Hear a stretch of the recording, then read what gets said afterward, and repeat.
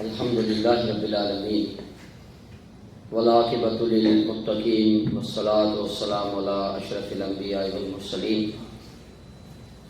नबियना मुहम्मदिन व अला आलिहि व अस्हाबिहि अजमईन अम्मा बाद फ़क़द क़ाल अल्लाहु सुब्हानहु व तआला बाद फ़अऊज़ु बिल्लाहि समीइल अलीम मिनश शैतानिर रजीम मिन हम्ज़िहि व नफ़ख़िहि व नफ़्सिहि बिस्मिल्लाहिर रहमानिर रहीम या अय्युहल्लज़ीना आमनु उदख़ुलू फ़िस्सिल्मि काफ़्फ़ा वला तत्तबिऊ ख़ुतुवातिश शैतान इन्नहु लकुम अदुव्वुम मुबीन रब्बि इश्रह ली सदरी व यस्सिर ली अमरी वहलुल उक़दतम मिन लिसानी यफ़क़हू क़ौली। काबिल इज़्ज़त वाजिबुल एहतराम मुअज़्ज़िज़ मुसलमान दोस्तों, अस्सलामु अलैकुम व रहमतुल्लाहि व बरकातुहू। वालेकुम अस्सलाम व रहमतुल्लाह। सब खां पहिरीं जद्दा जिजालियात जे दोस्तनि जो मशकूर आहियां। मल्लम यशकुरिन नास लम यशकुरिल्लाह। जेको बि इंसान जो शुक्रियो अदा नथो करे उहो अल्लाह रब्बुल आलमीन जो शुक्र हरगिज़ अदा न करे सघंदो, जिन असांखे मौक़ो ॾिनो। अल्हम्दुलिल्लाह तव्हां सां मुखातिब आहियूं। अॼु जेको मुंहिंजो उनवान रखियलु आहे, मौजूदा दौर ऐं जा नौजवान, इंतहाई हसास ऐं अहम उनवान आहे।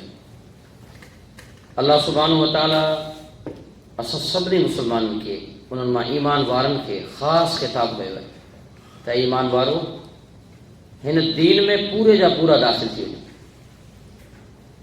इन मां छा मुराद आहे त मुकमल पंहिंजे मथे शरीयत नाफ़िज़ कयो। ईअं न आहे त तव्हांजा कदम त दीन में आहिनि, बाक़ी सो ॿाहिरि हुजे, कॾहिं बि नथो थी सघे। अल्लाह रब्बुल आलमीन जेके नेमतूं ॾिनियूं आहिनि, अखियूं ॾिसण जे लाइ, कन ॿुधण जे लाइ, हथ झलण जे लाइ, पेर हलण जे लाइ, ज़ुबान ॻाल्हाइण जे लाइ, दिमाग़ सोचण जे लाइ, दिलि फ़हम इदराक जे लाइ, इहे अल्लाह ताला जेके नेमतूं ॾिनियूं आहिनि, सुम्म लतुसअलुन यौमइज़िन अनिन नईम, इन नेमतुनि जे बारे में अल्लाह सुवाल कंदो। इहे नेमतूं जेके अल्लाह असांखे ॾिनियूं आहिनि, असीं इन्हनि जा मालिक न आहियूं। इहे असां वटि अमानत आहिनि। इन्हनि जो मालिक अल्लाह रब्बुल आलमीन आहे। इन्हनि जो ख़ालिक अल्लाह आहे। जॾहिं इन्हनि जो ख़ालिक अल्लाह आहे त इहे सभु शयूं अल्लाह रब्बुल आलमीन जे अहकाम ऐं जे शरीयत जे मुताबिक़ गुज़ारियूं। नौजवान दुनिया में, उम्मत में क़ीमती असासो आहिनि ऐं हर क़ौम जो नौजवान जेकॾहिं सालिम, समझदार, बाअख़लाक़, बाकिरदार हुजे त उहा क़ौम यकीनन तरक़ियनि ते पहुचे थी। नौजवाननि जे लाइ अल्लाह सुब्हानहु व तआला क़ुरान हकीम में हिकु अहम ॻाल्हि बयानु कई आहे। इमामुल अंबिया जनाब मुहम्मद रसूलुल्लाह सल्लल्लाहु अलैहि वसल्लम खे फरमायो त नहनु नक़ुस्सु अलैक नबअहुम बिल हक़। असां तव्हांजे साम्हूं हिकिड़ो किस्सो बयानु कयूं था। इन्नहुम फ़ित्यतुन आमनू बिरब्बिहिम व ज़िदनाहुम हुदा। उहे नौजवान, फ़ित्यतुन, उहे नौजवान जिन ईमान आंदो पंहिंजे परवरदिगार खे। सभ खां अहम क़ीमती शइ जेका आहे उहो इंसान जो ईमान आहे। अल ईमानु यज़दादु बिताअतिर रहमान। ईमान जॾहिं अचे थो इंसान में, वधे थो, तॾहिं उहो अल्लाह जी इताअत करे थो। जॾहिं ईमान घटिजे थो, वयनकुसु बिताअति शैतान, उहो शैतान जी इताअत में लॻी वञे थो, रहमान खे छॾे ॾिए थो। त अल्लाह सुब्हानहु व तआला बिन आयत में हिकु नुक़्तो बयानु कयो आहे त दीन में पूरा जॾहिं तव्हां दाख़िल थियो त वला तत्तबिऊ ख़ुतुवाति शैतान, तव्हां शैतान जे क़दमनि ते कॾहिं बि न हलिजो, शैतान जी पोइवारी न कजो, पोइ लॻ न वञो। छो? इन्नहु लकुम अदुव्वुम मुबीन। शैतान तव्हांजो ज़ाहिरी दुश्मन आहे। कॾहिं बि शैतान न चाहींदो त को माण्हू कामयाब थी सघे।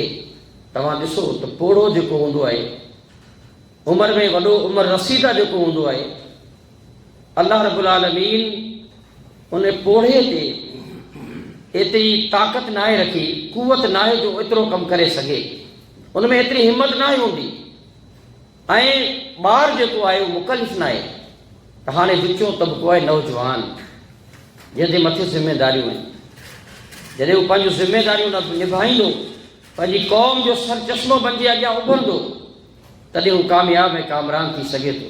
त अल्लाह सुब्हानहु व तआला फरमाए थो उन्हनि ईमान आंदो, अल्लाह रब्बुल आलमीन उन्हनि खे ईमान सां हिदायत नसीब कई। वरबतना अला कुलूबिहिम, अल्लाह रब्बुल आलमीन उन्हनि जे दिलनि खे मज़बूत बनायो, मुस्तहकम बनायो।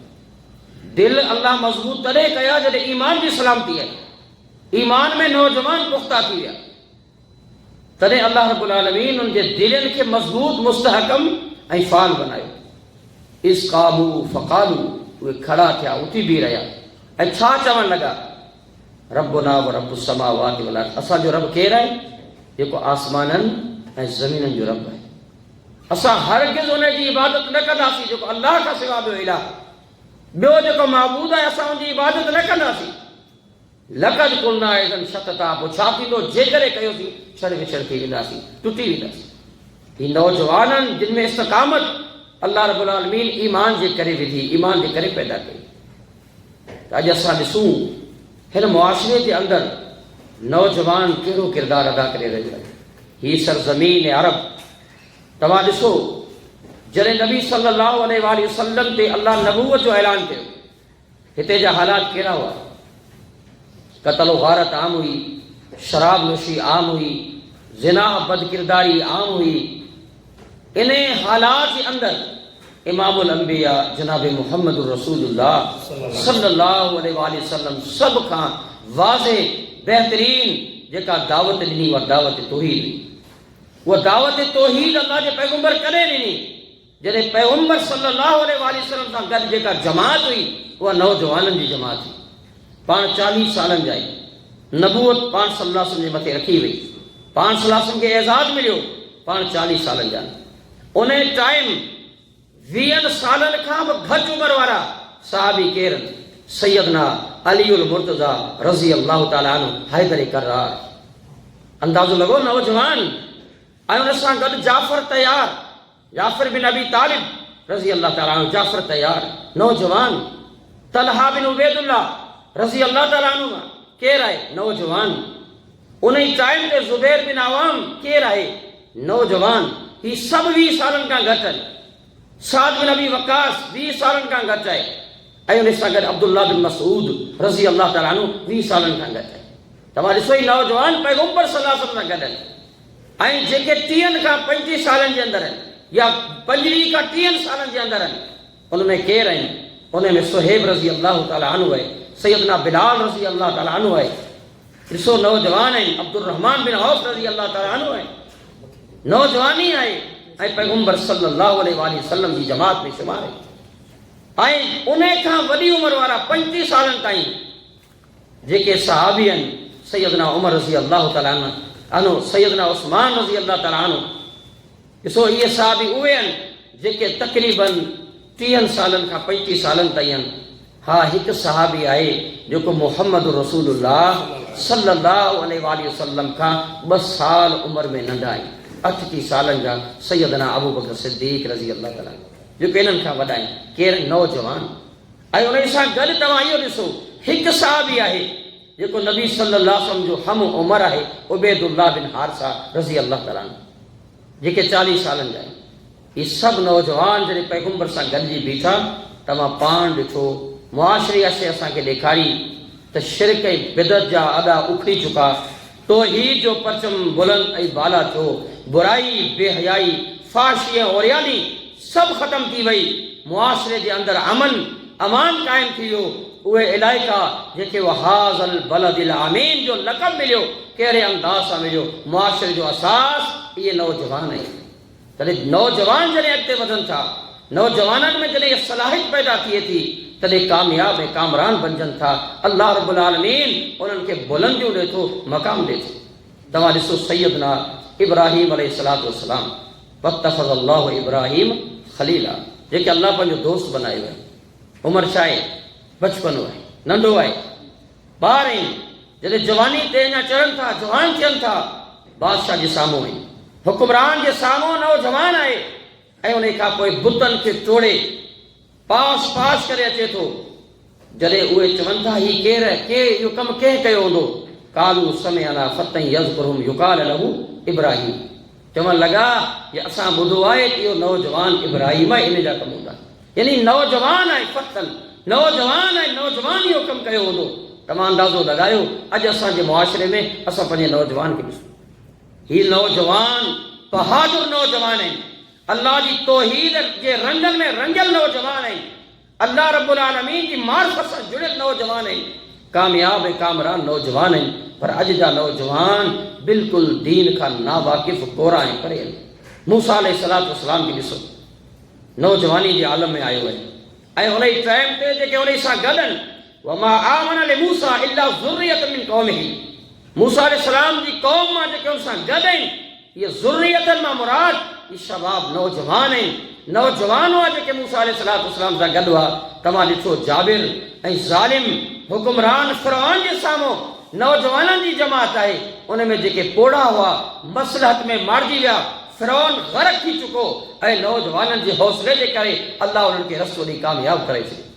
असीं गौर ऐं फ़िक्र करियूं हिन मुआशिरे जे अंदरि नौजवाननि जी छा हालत। नौजवान जॾहिं अॻिते वधे थो, कामयाब ऐं कामरानी जी मंज़िल न वधे थो, तॾहिं अल्लाह रब्बुल आलमीन उन नौजवान जी मदद करे थो। अॼु मुआशिरे जे अंदरि नौजवान कहिड़े हालत में आहिनि, जिन जे हथनि में ही मोबाइल सेल आहिनि। तव्हां अंदाज़ो लॻायो इन जे अंदरि एतिरा फितना आहिनि ऐं अक्सरियत नौजवाननि जी इन्हनि फितननि जे अंदरि ग़रक़ थियल आहे। पाकिस्तान जी हालत ॿुधायां, जंहिंजी कि रिपोर्ट त 2,23,000 नौजवान नियाणियूं फेसबुक जे ज़रिए नौजवाननि जे हवस जो शिकार बणियूं। अंदाज़ो लॻायो 2,23,000 ऐं तक़रीबन 3,000 खां मथे नियाणियूं जेके ब्लैकमेलिंग जो शिकार थी पंहिंजी ज़िंदगी जो अंत आणे चुकियूं, ख़ुदकशी करे ज़िंदगी खे विञाए चुकियूं। केॾो नुक़सानु थियो आहे। कहिड़े नौजवान, तव्हां नौजवान खे ॾिसो, इहो नौजवान कहिड़े अंदाज़ सां अल्लाह रब्बुल आलमीन जी इबादत खां पोइ ते हटी करे नाकामी ऐं नामुरादी जी ज़िंदगी बसर करे रहियो आहे। जॾहिं त इमामुल अंबिया जनाब मुहम्मदुर रसूलुल्लाह सल्लल्लाहु अलैहि वसल्लम असांखे कहिड़ा तरीक़ा ॿुधाया। फाशी और यानी जे अंदरि ये ग़रक़ नौजवान इहो सोचे, पैगंबर सल्लल्लाहु अलैहि वसल्लम फरमाइनि था, इन मिम्मा अदरकन नास मिन कलामति नबुवतिल ऊला इज़ा लम तस्तही फस्न मा शित। पैगंबर सल्लल्लाहु अलैहि फरमाइनि था, जेके बि उम्मतूं आहियूं, अल्लाह रब्बुल आलमीन जेके बि अंबिया रसूल मोकिलिया आहिनि, उन्हनि सभिनी जी इम्तियाज़ी जेको मसालो हो कहिड़ो, इन मिम्मा अदरकन नास मिन कलामि नबुवतिल ऊला, सभ खां पहिरीं शइ जेका ॿुधाई वई, इज़ा लम तस्तही फस्न मा शित, तव्हां हया छॾे ॾियो, पोइ जेका तव्हांजी मर्ज़ी आहे जी चाहे वञी करियो। त हया सभ खां आम शइ आहे। नौजवान हयादार हूंदा आहिनि। अल्लाह ताला क़ुरान में फरमाए थो, इन समा वल बसर वल फवाद कुल्लु उलाइक कान अनु मसूला। असां तव्हांखे कन ॾिना आहिनि, ॾिसण जे लाइ अखियूं ॾिनियूं आहिनि, ऐं धड़कण जे लाइ, सम्झण जे लाइ असां तव्हांखे दिलि ॾिनो आहे। अजब हाल था आधे शबाब में मेरे दिल का कि मैं गुनाहों को कारे खैर समझ बैठा। गुनाह ते गुनाह, ग़लतियुनि ते ग़लतियूं कंदो आयो। इहो ई नौजवान आहे जेका अॼु हिन स्टेज तां ऐं सवाल पुछां थो, जेकॾहिं तुंहिंजो वॾो वारिद, जेकॾहिं तुंहिंजे घर जो को सरबराह मौजूदु हुजे, छा तूं उनजे साम्हूं ग़लती ऐं गुनाह कंदे? छा जुरत कंदे तूं उनजे साम्हूं को गुनाह करी, का ग़लती करी? पर उहो जॾहिं नथो ॾिसे, तूं ग़लती ऐं गुनाह तॾहिं करे रहियो आहीं जॾहिं काइनात जो ख़ालिक़ ऐं मालिक ॾिसी रहियो आहे। ऐं नौजवान, तूं गौर ऐं फ़िक्र कर त छा तूं पंहिंजे रब्बुल आलमीन खे उन्हनि खां वालिदैन खां बि हल्को करे वरितो? अल्लाह रब्बुल आलमीन जो शान छा आहे, उनजो मक़ाम छा आहे? त वल्लाहु यालमु ख़ाइनतुल आयुन वमा तुख़फी सुदूर। अल्लाह रब्बुल आलमीन ॼाणे थो तव्हांजी अखियुनि जी ख़यानत खे ऐं तव्हांजे दिलनि में जेको कुझु आहे, अल्लाह रब्बुल आलमीन खे ख़बर आहे। त असां ॾिसूं मुआशिरे जे अंदरि जॾहिं हिकु नौजवान ईमान सां लबरेज़ थी अचे थो, ईमान सां वाबिस्ता थी पंहिंजी ज़िंदगी हिकु नौजवान गुज़ारे थो, त केॾो कामयाब ऐं कामरान आहे। इमामुल अंबिया जनाब मुहम्मदुर रसूलुल्लाह सल्लल्लाहु अलैहि वसल्लम फरमाइनि था, 7 क़िस्म जा माण्हू क़यामत वारे ॾींहुं अल्लाह जे अर्श जे साए में हूंदा।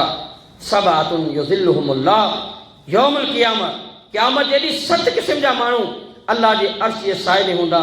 यौम ला ज़िल्ल इल्ला ज़िल्लुहु, उन ॾींहुं अल्लाह जे अर्श जे साए खां अलावा को सायो कोन हूंदो, को पाछो कोन हूंदो। उन में सभ खां अहम ऐं अज़ीम मक़ाम ते उहो नौजवान आहे जेको पंहिंजे पाण खे गुनाहनि खां ग़लतियुनि खां बचाइण वारो आहे। तव्हां अंदाज़ो लॻायो अल्लाह क़ुर में इन्हनि नौजवाननि खे कहिड़े अंदाज़ सां फरमायो, वला तक़रबू ज़िना इन्नहु कान फ़ाहिशतन वसाअ सबीला। अल्लाह फरमाए थो तव्हां ज़िना जे वेझो न वञिजो, छो त इहो बुछड़ो रस्तो आहे, ग़लति रस्तो आहे ऐं इहो रस्तो तव्हांखे गुमराह करे अल्लाह खां परे करण वारो रस्तो आहे। तव्हां कॾहिं बि फ़ाहिशी जे रस्ते ते न वञिजो। पर अॼु असांजो नौजवान किथे आहे? अल हयाउ ला याती इल्ला बिख़ैर। यादि रखिजो, हया ख़ैर खे आणे थो। अल हयाउ मिनल ईमान वल ईमानु फिल जन्नह। हया ईमान आहे ऐं ईमान जो ठिकाणो जन्नत आहे।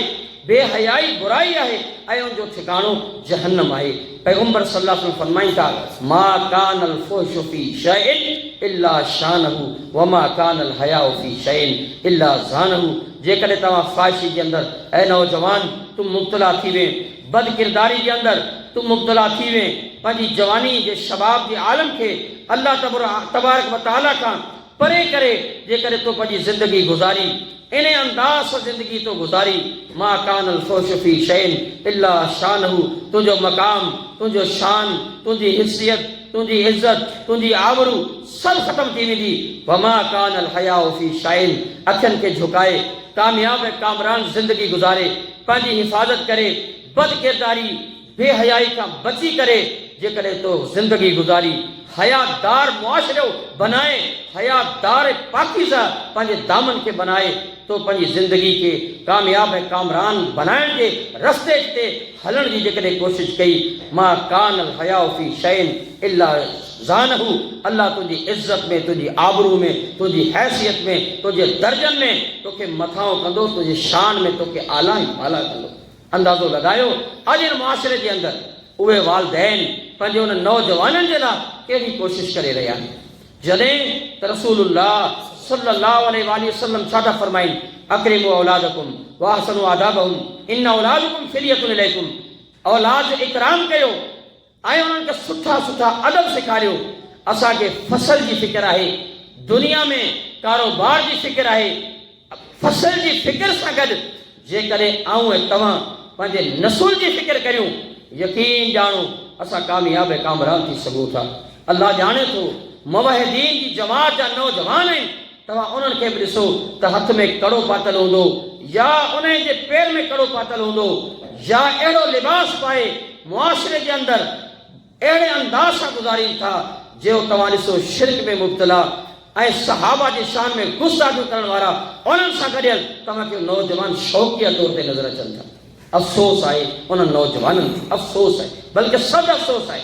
असां ॾिसूं अल्लाह रब्बुल आलमीन कहिड़े अंदाज़ सां हिननि नौजवाननि जी तरतीब ऐं तरबियत जो ख़्यालु रखियो आहे। रसूलुल्लाह सल्लल्लाहु अलैहि वसल्लम फरमाइनि था, या माशर शबाब, ऐं नौजवान जी जमात, मान इस्तताअ मिनकुमुल बाद फलियतज़व्वज। जेकॾहिं तव्हां इस्ताअत रखो था, तव्हांखे ताक़त आहे त तव्हां निकाह करियो। बद किरदारी बेहयाई ॾांहुं न वञो, तव्हां निकाह करियो। नौजवान निकाह ॾांहुं अचे, निकाह छा कंदो?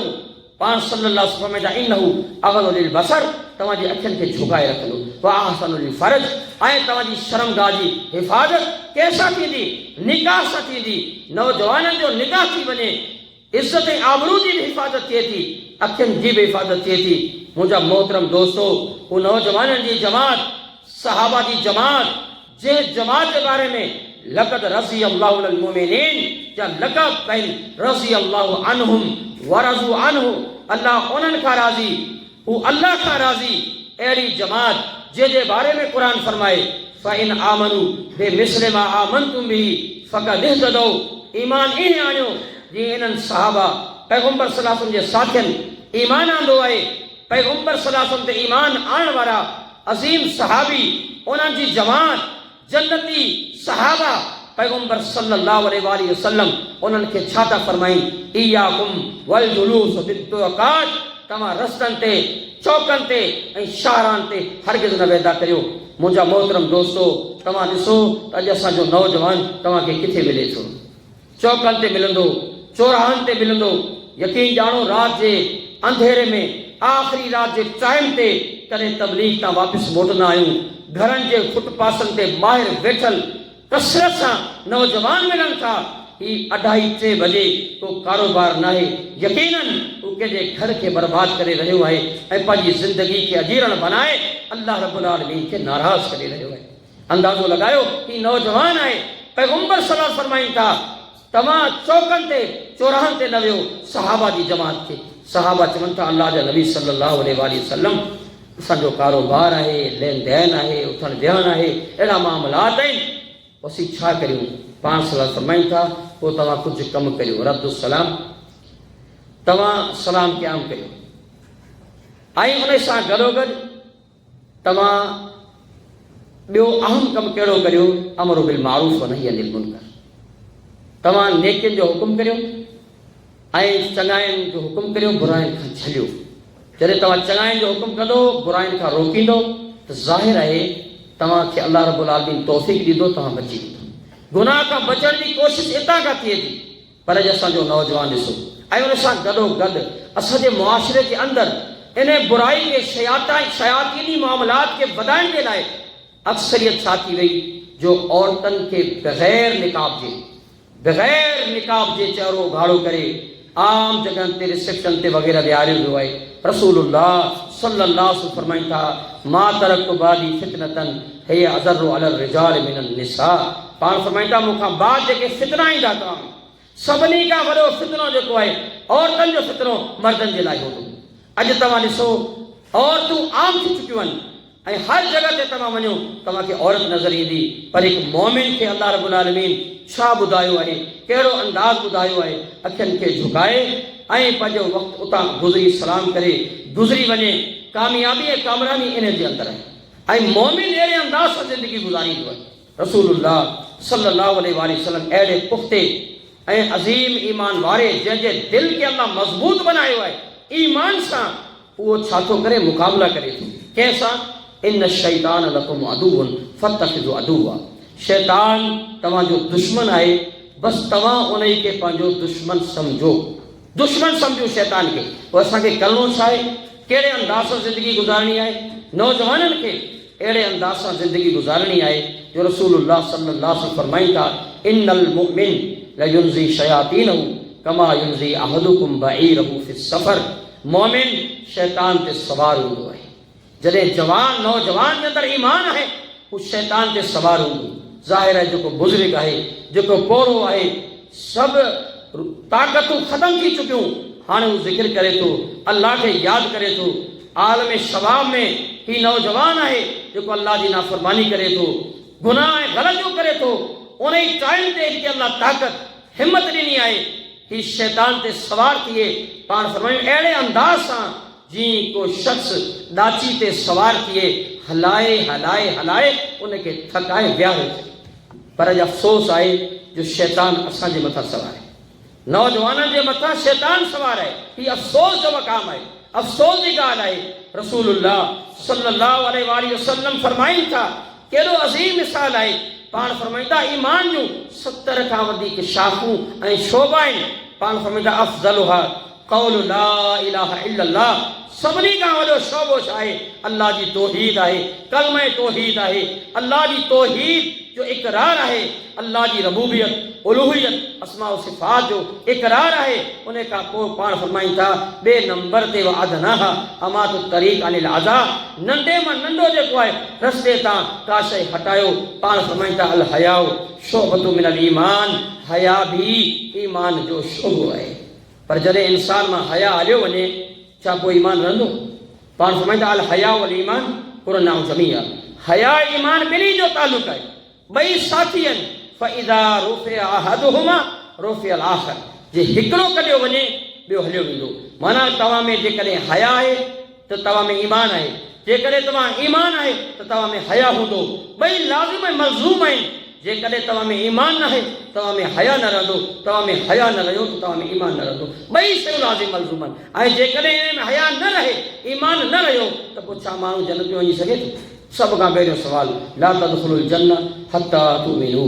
शर्त आहे तव्हां तेसि ताईं जन्नत में दाख़िल थी नथा सघो जेसि ताईं तव्हां ईमान न आणियो। जेसिताईं ईमान न आहे तेसिताईं जन्नत में नथा अची सघो, जन्नत में नथा वञी सघो। त अॼु असां ॾिसूं असांजो ईमान केतिरो मज़बूत आहे। ऐं नौजवाननि जो ईमान, जेके नौजवान आहिनि पंहिंजे पाण खे केतिरो मज़बूत कनि था। अल्लाह फरमाए थो वला तक़रबुल फ़वाहिश मा ज़हर मिनहा व मा बतन। त अल्लाह ताला फरमाए थो तव्हांखे असां झलियो आहे, फ़ाहिशी जे वेझा न वञो। मसलन तव्हांखे को माण्हू चवे फलाणी जॻह ते गंदगी आहे, उनजे वेझा न वञिजो। वेझा वञण मां मुराद तव्हां उन गंदगी जे वेझो वेंदो छा थींदो? बदबू ईंदी। तव्हां बदबू खां परे गुज़रो था। हया, ईमान अहिड़ियूं शयूं आहिनि जेके इंसान खे बदबू खां परे गुज़ारीनि थियूं। पर जॾहिं ईमान ऐं हया हलियो वञे तॾहिं इंसान बदबूदार बणिजी वञे थो, इंसान नाक़िस नाकारा बणिजी वञे थो, इंसान इंसानियत जे दायरे मां ख़ारिज थी वञे थो। रसूलुल्लाह सल्लल्लाहु अलैहि वसल्लम जो फरमान आहे इज़ा ज़ना रजुलु ख़रजु मिनल ईमान। जॾहिं ज़ानी ज़िना करे थो, ही नौजवान सोचे वठे त अल्लाह उन जे ईमान खे कढी वठे थो। वला यज़नी ज़ानी हीन यज़नी वहुव मोमिनुन। ज़ानी ज़िना करण खां बाद मोमिन नथो रहे। अंदाज़ो लॻायो ही फ़ाहिशी, ही ओरियानी मुआशिरे जो नासूर बणिजी चुकी आहे। ऐं केरु आहिनि? असांजा नौजवान। नौजवान में टे शयूं आहिनि, टे आम तबका आहे। यादि रखो, ही मुंहिंजी नसीहत आहे पंहिंजे लाइ बि, तव्हां सभिनी जे लाइ बि। टे शयूं ज़रूरी आहिनि। हिकिड़ो इंसान बाहिम्मत हुजे, नौजवान बाहिम्मत आहे, कामयाब आहे, पर हुन सां गॾोगॾु बासलाहियत हुजे। बाहिम्मत ऐं बासलाहियत हुजे ऐं टेकमंद हौसलेमंद हुजे। हौसलो आहे, सलाहियत न आहे। ऐं हौसलो आहे, जेकॾहिं उन जे अंदरि हिमत न आहे नाकाम। जेकॾहिं हिमत आहे, हौसलो ऐं सलाहियत न आहे त उहो कुझु न करे वठंदो, सही कम खे बि ग़लति करे छॾींदो। इहे टेई शयूं लाज़िम ऐं मलज़ूम आहिनि। इंसान में हौसलो हुजे। के चयो आहिनि शौक़ हो रहनुमा तो कोई चीज़ नहीं है मुश्किल, मगर शौक़ बड़ी मुश्किल से रहनुमा बनता है। शौक़ पैदा करियो, ज़ौक़ पैदा करियो इबादत जो। जवानी जे आलम में अल्लाह रब्बुल आलमीन क़यामत जे ॾींहुं तेसि ताईं बंदे खे नथो छॾे जेसिताईं पंजनि शयुनि जो सुवाल न थिए, तेसिताईं कदम नथो खणी सघे। सभ खां पहिरियों सुवाल, तो ज़िंदगी किथे बसर कई? पूरी ज़िंदगी जे बारे में सुवाल आहे, तो ज़िंदगी किथे बसर कई? ज़िंदगी जे अंदरि सुबुह बि आहे, शाम बि आहे, ॾींहुं बि आहे, राति बि आहे, सफ़र बि आहे, हज़र बि आहे, ख़ुशी बि आहे, ग़मी बि आहे, मामलात बि आहिनि, मसाइल बि आहिनि। उन जे अंदरि जवानी जो आलम बि आहे, जवानी बि ज़िंदगी में आहे। मगर जवानी जो सवाल अलॻि थींदो। ॿियो सवाल इहो आहे त तो जवानी किथे गुज़ारी? जवानी जी ख़बर ॾे, तुंहिंजी जवानी किथे गुज़री? त टे शयूं आम आहिनि ऐं उन टिनि शयुनि जे लाइ टे ॿियूं आम शयूं आहिनि। उहे ज़रूरी आहिनि। उहे कहिड़ियूं शयूं आहिनि त असां पहिरीं सोचूं त असीं किथे बीठा आहियूं। पंहिंजो एहतिसाब, असीं किथे बीठा आहियूं, कहिड़े अंदाज़ में बीठा आहियूं। असांजूं अखियूं, असांजा कन, असांजा हथ, असांजा पेर, असांजी ज़बान, असांजो दिलि कहिड़े अंदाज़ सां आहे? अल्लाह जे दीन सां लॻल आहे या न? असां पूरा दीन में दाख़िल आहियूं या कोन आहियूं? पंहिंजे किरदार ते नज़र करियूं, चेक करियूं ऐं पोइ मुतायन मंज़िल, ॿिए नंबर ते तायुन मंज़िल, त असांखे किथे वञिणो आहे, रस्तो कहिड़ो आहे? तर्जु नजात लम तस्लक इला तरीक़त। तव्हां चाहियो त निजात था, पर उन रस्ते ते हलण जे लाइ तयारु न आहियो। इन सफ़ीनत ला तजरी अला यमसिन। तव्हां अहिड़ी ॿेड़ी में सवार आहियो जेका ख़ुश्की ते बीठल आहे। जेका ॿेड़ी ख़ुश्की ते बीठल हूंदी कॾहिं बि मंज़िल ते पहुची कोन सघंदी। मुतायन मंज़िल ज़रूरी आहे। तायुन मंज़िल नौजवान खे ज़रूरी आहे त मुंहिंजी जवानी आहे, मुंहिंजो परवरदिगार मूंखे ॾिसी रहियो आहे, ऐं पंहिंजे रब सां पंहिंजे तालुक़ खे मज़बूत कयां। रातियुनि जा आलम जेके ग़लतियुनि में गुज़ारियां थो, चङाइनि ना, ख़ैर ना गुज़ारियां। ईमान जॾहिं ईंदो, लन यसबा मोमिन मिन ख़ैरिन हत्ता यकून मुंतहाउल जन्नह। मोमिन नेकी खां, ख़ैर खां, चङाई खां, भलाई खां, सुठाई खां, बहितरी खां थकंदो न आहे। अॼु असीं थकी पऊं था, असांजा नौजवान थकी पवनि था। बुज़ुर्ग त बुज़ुर्ग आहिनि, पर नौजवान थकायल आहिनि, थकी पवनि था। दुनिया जे मामलात में, दुनिया जे मामलात में, दुनिया जी मोहब्बत में इंसान थकल आहे। यादि रखिजो, मन अहब दुनिया अदर फिल आखिरा। दुनिया जी मोहब्बत आख़िरत जो विञाण आहे। थको इबादत में, पर इबादत में तो मोमिन कदे थकंदो न आहे, खैर में कदे थकंदो न आहे, हत्ता यकून मुंतहाउल जन्नत, ताकि पंहिंजी मंज़िल मुतयन मंज़िल ते पहुची वेंदो आहे। मोमिन पंहिंजी मंज़िल ते पहुचंदो आहे, मोमिन तायुन मंज़िल कंदो आहे। त असीं किथे बीठा रहियूं, ॿियो असांजी मंज़िल कहिड़ी आहे ऐं टियों असीं छा करे रहिया आहियूं, अॻिते जे लाइ कहिड़ी तयारी कई आहे, असां छा कयो आहे, असांजो कमु कहिड़ो आहे। मुंहिंजा मोहतरम दोस्तो, इहे अहम शयूं आहिनि। असांखे अल्लाह रब्बुल आलमीन हक़ रखिया आहिनि। नौजवान औलाद आहे जेके अल्लाह ॾिनो आहे, साहिब औलाद आहियो त अल्लाह रब्बुल आलमीन जो ख़ौफ़ रखो ऐं पंहिंजे औलाद खे जेको सदक़ा जारी आहे उनजे लाइ सोचो। कुल्लुकुम राइन व कुल्लुकुम मसऊलुन अन राइयतिही, हर शख़्स मसऊल आहे उनखां राइयत जो सवाल थींदो, अल्लाह पुछंदो, क़यामत जो ॾींहुं हूंदो, इन औलाद जो हथ असांजे गले में हूंदो, पंहिंजे परवरदिगार खे कहिड़ो जवाबु ॾींदसि। त अल्लाह मसऊल बनायो उन औलाद जो। असीं कोशिशि करियूं ऐं असांजे नौजवाननि खे ऐं इहा नसीहत कंदुसि त पंहिंजे पाण खे चेक करियो, पंहिंजे पाण खे ॾिसो कि फितना आहिनि, बादिल बिल अमाल फितननि, फितननि जे दौर में अमल करियो, नेकियूं करियो, अल्लाह खे राज़ी करण जी कोशिशि करियो, सुबुह शाम ॾींहुं राति इबादत में मशगूल रहो, दीन जो इल्मु, दीन जो फहम सिखो। अॼु जा नौजवान तव्हां ॾिसो गूगल ते, फेसबुक ते उतां उतां ग़लति ॻाल्हियूं, शिरकिया मामलात कढी ख़ुदि मुफ़्ती बनियल आहिनि, मौलाना गूगल बनियल आहिनि। को दीनी इल्मु सिखण जे लाइ तयारु कोन्हे, को मदारिस जे अंदरि नौजवान वञण जे लाइ तयारु कोन्हे। नौजवान मदारिस में अचनि, दीन सिखनि। इमाम इब्न सीरीन जो आख़िरी कौल ॿुधाए पंहिंजी ॻाल्हि खे इख़्तिताम ते पहुचाईंदुसि। इन्ना हाज़ल इल्मु दीनुन फंज़ुरू अमन ताख़ुज़ून दीनकुम। तव्हां ॾिसो त दीन तव्हांजो इल्मु आहे, पोइ तव्हां ॾिसो तव्हां पंहिंजो इल्मु कंहिंखां वठो पिया। अॼु असांजा नौजवान कंहिंखां इल्मु वठनि पिया, केॾा वञनि पिया। रब्बानी उलमा मौजूदु आहिनि, उन्हनि खां न अक़ीदो वठण जे लाइ तयारु, न उन्हनि खां इल्मु वठण जे तयारु। तव्हां अहिड़ा असां पंहिंजा आइडियल बनाए मुआशरे जे अंदरि फेसबुकी मौलवी बनाए उन्हनि खे आइडियल बनाए असां इमाम करे छॾियो। ही फितनान मोहतरम दोस्तो, असांजे नौजवाननि खे इन्हनि फितननि खां बि बचणु खपे। तौहीद सुन्नत सां पंहिंजे पाण खे रंगे कामयाब ऐं कामरान बनायूं। अल्लाह रब्बुल आलमीन मूंखे ऐं तव्हां सभिनी खे तौफ़ीक़ अता फरमाए। वमा तौफ़ीक़ी इल्ला बिल्लाह। अक़ूलु क़ौली हाज़ा व अस्तग़फिरुल्लाह ली व लकुम व आख़िरु दअवाना अनिल हम्दुलिल्लाहि रब्बिल आलमीन।